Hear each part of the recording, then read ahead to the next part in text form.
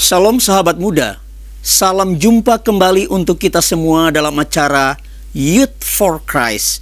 Bersama saya Pendeta Novelman Wau dari Gereja Banua Keriso Protestan Nias atau BKPN, Jemaat Jakarta, anggota PGIW DKI Jakarta. Renungan kita hari ini Selasa 3 Maret 2026 ditulis oleh Pendeta Rita Dwi Lestari dari GKI Purwodadi dengan judul Ditutupi Dosa-dosanya, yang didasarkan pada surat Roma 4 ayat 6 sampai 13.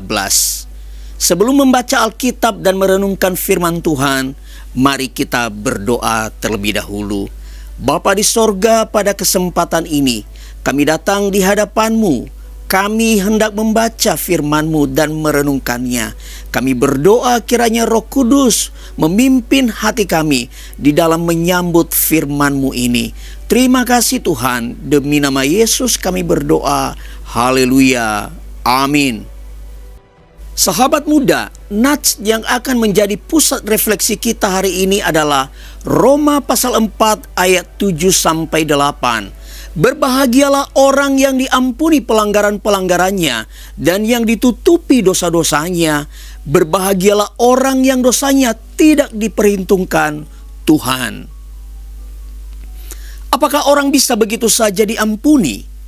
Apakah baik menutupi kesalahan seseorang? Tidakkah hal ini sama saja seperti perbuatan para koruptor yang bisa bebas dari hukuman penjara karena menyuap penegak hukum? Di mana keadilannya?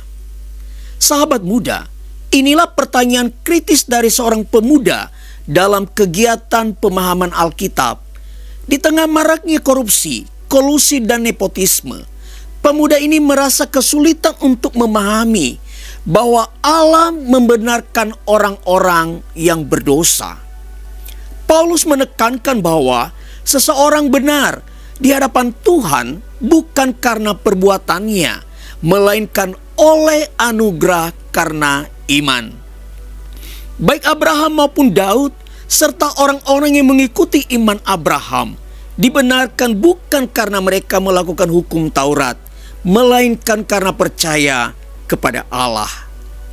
Namun, anugerah ini tidak berarti bahwa seseorang bebas untuk terus hidup di dalam dosa.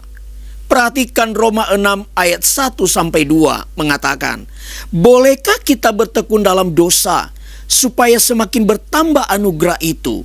Sekali-kali tidak. Bukankah kita telah mati bagi dosa? Bagaimanakah kita masih dapat hidup di dalamnya? Karena itu, anugerah pengampunan dari Allah bukan alasan untuk membenarkan dosa, melainkan jalan keluar dari perbudakan dosa. Dengan demikian, orang yang dibenarkan Allah akan hidup dalam pertobatan. Sahabat muda, ketika Allah membenarkan, itu adalah kesempatan yang diberikan kepada kita untuk hidup baru.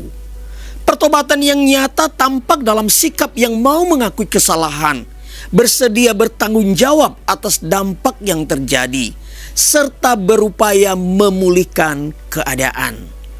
Sahabat, jangan sia-siakan anugerah Tuhan. Kita berdoa. Kembali kami datang kepada Tuhan.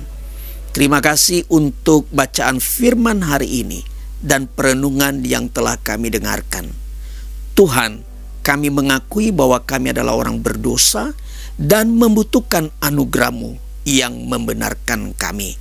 Dan oleh karena kebenaran-Mu, kiranya Engkau yang memampukan kami untuk hidup benar di hadapan Tuhan lewat kehidupan keseharian kami.